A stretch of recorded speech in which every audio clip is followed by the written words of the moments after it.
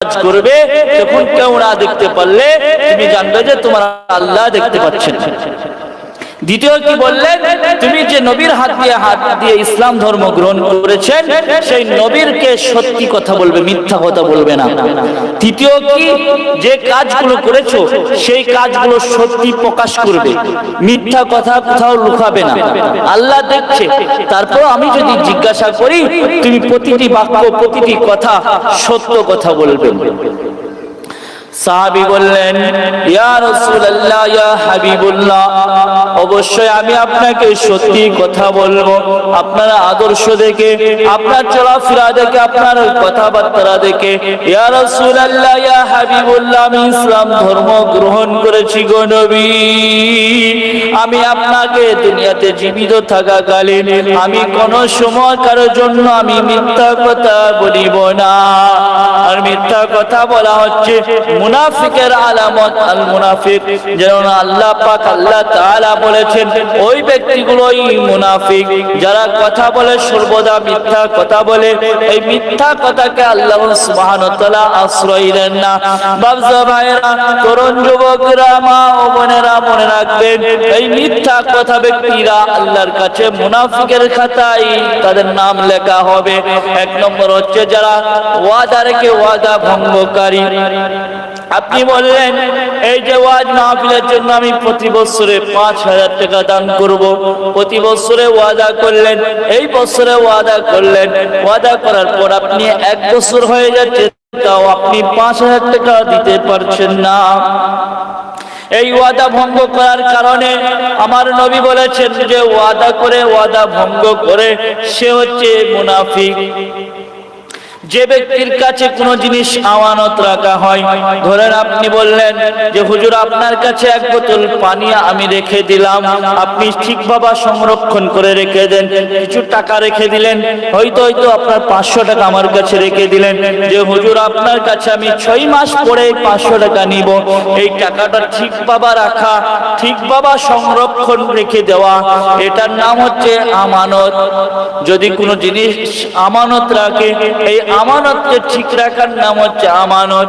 আর যদি এই ৫০০ টাকা আপনি রেখে দিলেন আর এই ৫০০ টাকা আমি খরচ করে ফেললাম, এই ৫০০ টাকা হেলাই খেলাই বিভিন্ন কাজে খরচ করে দিলাম, মানে ওই আমানতের খিয়ানত করলাম, মানে হচ্ছে মুনাফিকের খাতায় নাম উঠে যাবে। বাবা ভাইরা, তাহলে মুনাফিক কাদেরকে বলে? আমি বলছি না আপনারা মুনাফিক, আপনারা আল্লাহ ওয়ালা লোক, আপনাদের মধ্যে মুমিন ব্যক্তি আছে, ঈমানের জজবা আছে, আজকে ঈমানের কবুলিয়াত আছে বলে আল্লাহ তাআলা আপনাদেরকে কবুল করেছেন বলে এই গভীর রাত্রিতে, এই তাহাজ্জুদের ওয়াক্তে অনেকে রাত্রিতে বাড়িতে শুয়ে আছেন, কিন্তু আল্লাহ সুবহানাহু ওয়া তাআলা আপনাদেরকে দিনের জন্য কবুল করেছেন বলেই আপনারা আলোচনা শুনতে পাচ্ছেন। আর আল্লাহ তাআলা সারা পৃথিবীর মানুষ যারা শুয়ে আছে বাড়িতে তাদের থেকেও আপনাদেরকে বেশি ভালোবাসে বলে আপনারা হাদিস এবং কোরআনের আলোচনা শ্রবণ করতে পাচ্ছেন। তো আল্লাহ পাক আল্লাহ তাআলার সাহাবী যখন ফজরের নামাজ পড়ে কুসংস্কার কুবব্ব কাজের দিকে জড়িত হতে যাবে, এমত অবস্থায় যে কোন শেষ খারাপ কাজে জড়িত হতে যাবে, এই টাইমে তার স্মরণে আসলো যে ইয়া রাসূলুল্লাহ, ইয়া হাবিবাল্লাহ, তিনি তো বলেছেন যদি আমি খারাপ কাজ করি কোন মানুষ যদি না দেখতে পায় তাহলে আল্লাহ পাক আল্লাহ তাআলা দেখতে পাচ্ছেন। এই আল্লাহর কাছে তো লুকানোর কিছুই নেই রে বাবা। যদি আপনি কাঁচের মধ্যে, কাঁচের একটা রুমের মধ্যে থাকেন, চারিদিকে কাঁচ, একটা পিঁপড়েও ঢুকতে পারবে না, একটা ছোট যন্ত্র ঢুকতে পারবে না, কিন্তু ওই যন্ত্র যতই অন্ধকার আর যতই সেফটিতে থাকেন না কেন, আমার আল্লাহ পাক আল্লাহ তাআলা সবকিছু দেখতে পান আর সবকিছু শ্রবণ করতে পারেন, সবকিছু দেখতে পায়। সে আল্লাহ তাআলা তো দেখতে পাচ্ছে। এমত অবস্থায় ওই সাহাবীটা খারাপ কাজ করতে যাবে, তার মনের মধ্যে ধাক্কা দিচ্ছে যে না না না, আমাকে এই খারাপ কাজ করা যাবে না, আমি নতুন ইসলাম ধর্ম গ্রহণ করেছি, আমি যদি খারাপ কাজ করি স্বয়ং আল্লাহ তো দেখে নিচ্ছে। আর আল্লাহ তাআলা স্বয়ং দুটো ফেরেশতা এই ডান কাদের উপরে ফেরেশতা একজন নিযুক্ত আছে রে বাবা। তরুণ যুবক ভাইয়েরা, এই ডান কাঁধের প্রতি একজন ফেরেশতা আছে, এই বাম কাঁধে একজন ফেরেশতা আল্লাহ তাআলা নিযুক্ত করে দিয়েছেন। এই ডান কাঁধের ফেরেশতা সব সময় খারাপ কাজগুলোকে লিখবে না, এর কাজ হচ্ছে সমস্ত রকম ভালো কাজগুলো লিপিবদ্ধ করবেন। তরুণ যুবক ভাইরা, মা ও বোনেরা, বাবসা ভাইরা, দাদুরা, আপনারা সকলেই জানেন এই ডান কাঁধে ফেরেশতা বসে আছে, এনার কাজ হচ্ছে ভালো কাজগুলো লিপিবদ্ধ করা।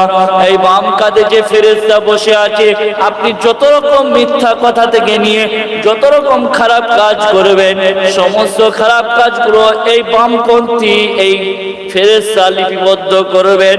বাবসা ভাইরা, এই খারাপ কাজ এবং ভালো কাজগুলো লিপিবদ্ধ করার কারণ কি?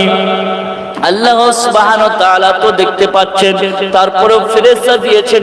এই জন্য ফেরেশতা দিয়েছেন যে আমার বান্দা বান্দীদের অঙ্গ প্রত্যঙ্গ কাল কিয়ামতের মাঠে কথা বলবে।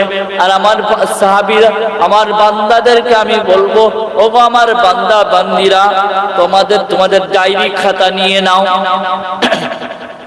তোমরা জীবনে কত ভালো কাজ করেছো, তোমাদের আমলনামা দেখে নাও। যখন এই ডানপন্থী সাহাবীর খাতাটা আপনার হাতে দেওয়া হবে, এই বামপন্থীর লিপিবদ্ধ খাতাটা যখন আপনার হাতে দেওয়া হবে, আপনি তো বুঝতে পারবেন যে আমি কতটা ভালো কাজ করেছি। যখন দেখবেন যে আপনি ভালো কাজ খুব একটা বেশি করতে পারেননি, আপনার কপালে হাত চোখ উঠে যাবে, আপনার কপালে হাত ঠেকে যাবে। কি করেছি আমি জীবনে? এই 70 বছরের জীবনে, এই 70 বছরের জীবনটাকে আমি হেলাই খেলাই কাটিয়ে দিয়েছি।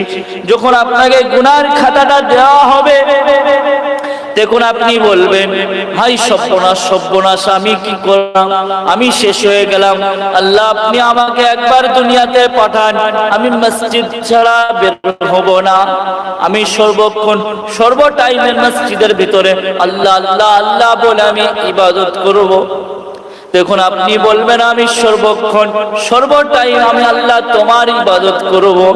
আল্লাহ পাক আল্লাহ তাআলা বলবেন, ওরে আমার বান্দা বান্দীরা শুনে রেখে দাও, দুনিয়াতে আর পাঠানো কাউকে হবে না।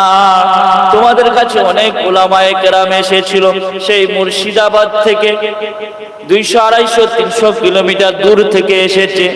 এই 300 কিলোমিটার 250 কিলোমিটার দূর থেকে এসে গভীর রাত্রিতে তোমাদেরকে বলেছিল যে ডান কাঁধে যে ফেরেশতা থাকে সে ভালো কাজগুলো লিপিবদ্ধ করে, তারপরেও তোমরা ভালো কাজ করোনি। আর বাম কাঁধের ফেরেশতা খারাপ কাজগুলো লিপিবদ্ধ করে, তারপরেও তোমরা খারাপ কাজে লিপিবদ্ধ হয়েছো। কাল কিয়ামতের মাঠে পাকড়াও হয়ে যাবে রে বাবা। কাল কিয়ামতের মাঠে আমরা একটা নেকির জন্য ছুটাছুটি করব, বাবার কাছে যাব, বাবা বলবে দুনিয়াতে আমার কোনো সন্তান ছিল না। আজকে এই মায়াতে নিঃস্বার্থভাবে যদি দুনিয়াতে কেউ আপনাকে ভালোবাসে, আপনার বাবা আপনার মা, তাহলে সেই বাবা বলবে আমার দুনিয়াতে কোনো সন্তান ছিল না, অস্বীকার করবে, একটি নেকি কেউ দেবে না। আপনি ছুটতে ছুটতে আপনার ভাইয়ের কাছে যাবেন, আপনার ভাই বলবে দুনিয়াতে তো আমার কোনো ভাই ছিল না।